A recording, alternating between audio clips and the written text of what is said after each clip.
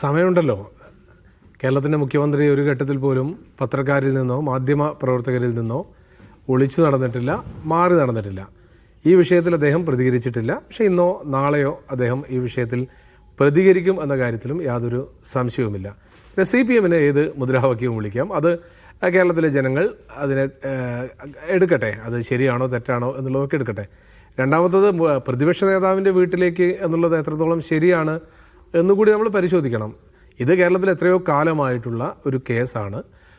മുൻ മുഖ്യമന്ത്രി ശ്രീ പിണറായി വിജയൻ്റെ മകൾ നടത്തുന്ന ഒരു എക്സലോജി കമ്പനിയിലേക്ക് കേരളത്തിലെ വിവാദ വ്യവസായി കർത്ത എല്ലാ മാസവും കൊടുത്ത 8 ലക്ഷം രൂപ, അത് 1,72 ലക്ഷം രൂപ അക്കൗണ്ടിലേക്ക് എത്തി. അത് എന്തിനാണ് കൊടുത്തത്, ഏത് സേവനത്തിനാണ് കൊടുത്തത് എന്ന ചോദ്യം അന്തരീക്ഷത്തിൽ വന്നിട്ട് എത്രയോ കാലമായി. SFIO അന്വേഷണം നമ്മൾ ഒരുപാട് കാലം ചർച്ച ചെയ്തു.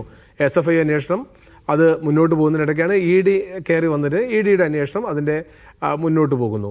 അപ്പോൾ ആ മുന്നോട്ട് പോകുന്ന അന്വേഷണത്തെ ഒരു രാഷ്ട്രീയമായി കാണണോ അതോ ഒരു വ്യക്തി, നേരത്തെ കോടിയേരി ബാലകൃഷ്ണൻ എൻ്റെ മകൻ CPM-ൻ്റെ സംസ്ഥാന സെക്രട്ടറിയുടെ മകൻ്റെ വീട്ടിലേക്ക് ED വന്നപ്പോൾ, കേന്ദ്ര ഏജൻസി വന്ന സമയത്ത് അന്ന് CPM എടുത്തൊരു നിലപാടുണ്ട്. ആ കുടുംബം ആ കേസ് നോക്കട്ടെ, നമുക്ക് നിയമപരമായി നോക്കാം. അതേ നിലപാട് പിണറായി വിജയൻ്റെ മകളുടെ പേരിൽ ഒരു കേസ് വരുമ്പോൾ എടുത്തുകൂടാ എന്നുള്ളതാണ് ചോദ്യം. അതിനെ പ്രതിരോധിക്കാൻ വേണ്ടി റോഡിലൊക്കെ മുദ്രാവാക്യം വിളിച്ച് പ്രതിപക്ഷ നേതാവിനെ കൊടുക്കാൻ പോകുന്നു എന്നൊക്കെ പറയുന്നത് എത്രത്തോളം ശരിയാണ്? ഞങ്ങൾ കുറച്ച് വിശ്വാസമുണ്ട്. ഇത് രാഷ്ട്രീയ കേസല്ല, ഇത് പിണറായി വിജയനെതിരെയുള്ള കേസ് അല്ല.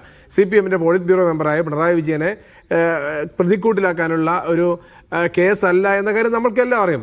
അതിനപ്പുറത്തേക്ക് നമ്മൾക്കൊക്കെ അറിയാവുന്നത് ED നേരത്തെ ഉണ്ടാക്കിയ രാഷ്ട്രീയമായി എടുത്ത കേസുകൾ. നമുക്ക് ഇപ്പോൾ കർണാടകയിലെ ഉപമുഖ്യമന്ത്രി DK ശിവകുമാറിനെ ഏകദേശം 3 മാസത്തോളമാണ് ED ജയിലിലടച്ചിട്ടുള്ളത്. ചിദംബരത്തിന്, പഴയ ധനകാര്യമന്ത്രി ചിദംബരത്തിന് 3 മാസത്തിലധികമാണ് ജയിലിലടച്ചിട്ടുള്ളത്.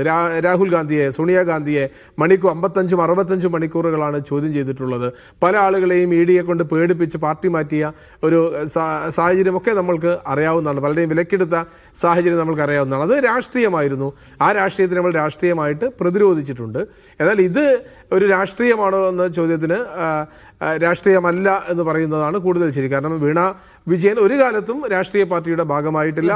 അതിൽ ഉന്നയിച്ചിട്ടുള്ള ആരോപണം എന്താണ് നിജേഷ്? അത് വേഗം മറന്നു പോവുകയാണോ? പിണറായി വിജയൻ മുഖ്യമന്ത്രിയായിരിക്കുന്ന കാലത്ത് ആ ഭരണത്തിന്റെ ആനുകൂല്യവും തണലും ഉപയോഗിച്ചുകൊണ്ട് മകൾ അഴിമതി നടത്തി എന്ന് പറഞ്ഞ് നിങ്ങൾ പിണറായി വിജയനാണ് നേരിട്ട് കോർണർ ചെയ്തിട്ടുള്ളത്. നിങ്ങൾ ഇപ്പൊ പറയാണ് പിണറായി വിജയൻ ഈ സീനിലില്ല എന്ന് പറഞ്ഞ എങ്ങനെ നോക്കുന്നത്? പിണറായി വിജയന്റെ മകൾ മുഖ്യമന്ത്രിയുടെ മകൾ എന്ന നിലയ്ക്ക് അവർ സമ്പാദിച്ച കാര്യമാണ്. അവിടെ എവിടെയാണ് പൊളിറ്റിക്സ് ഉള്ളത്? അതല്ല, മുഖ്യമന്ത്രി ആ അഴിമതിക്ക്